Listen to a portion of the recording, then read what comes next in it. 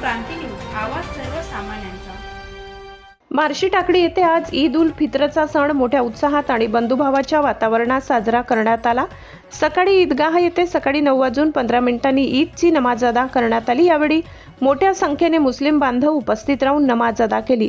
त्याचप्रमाणे अकोली बेस येथील मिनारा मस्जिदीत मौलवी अब्दुल सलाम साहेब यांच्या मार्गदर्शनाखाली सकाळी 8:30 ईदची नमाज अदा करण्यात आली।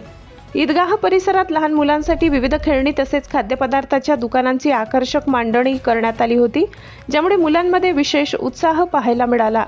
ईदगाह येथे नमाज अदा केल्यानंतर मुफ्ती अजीजुल्लाह साहेब यांनी सर्व गावकरी आणि देशवासियांसाठी शांती, सौहार्द आणि बंधुभाव कायम राहावा यासाठी विशेष दुआ केली। सर्वांनी एकोप्याने आणि प्रेमाने राहण्याचे आवाहन करत ईदच्या शुभेच्छा दिल्या।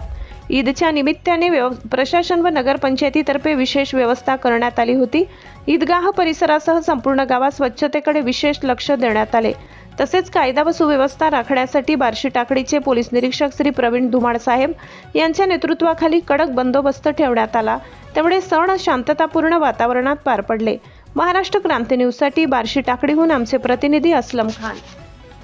21 मार्च 2026 रमज़ान मुबारक के अख्ताम पर ईद उल फित्र अल्हम्दुलिल्लाह अमन शांति के साथ बस्ती अकोली बेस बार्शी टाकली में मनाई गई।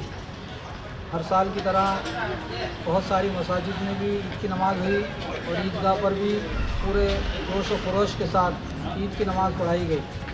अल्हम्दुलिल्लाह इसमें हमारे अपने बस्ती का प्रशासन, पुलिस महकमा और नगर पंचायत इनका भी अल्हम्दुलिल्लाह इस्तेमाल हुआ। उन्होंने साफ़ सफाई, अमन व अमान को कायम रखने के लिए, शांति बनाने के लिए अपनी ड्यूटियाँ लगवाकर इस बात पर यानी भाईचारगी का पैगाम दिया कि अल्हम्दुलिल्लाह ये ईद जो है ये सिर्फ मुसलमानों के लिए नहीं है बल्कि मुल्क की अमन व अमान और शांति के लिए एक पैगाम है कि जिसके ज़रिए से सारी दुनिया में ये बात पहुँचे कि मुसलमानों का ये त्यौहार सबके लिए है और सबके लिए अमन व अमान का ज़रिया और सबब है।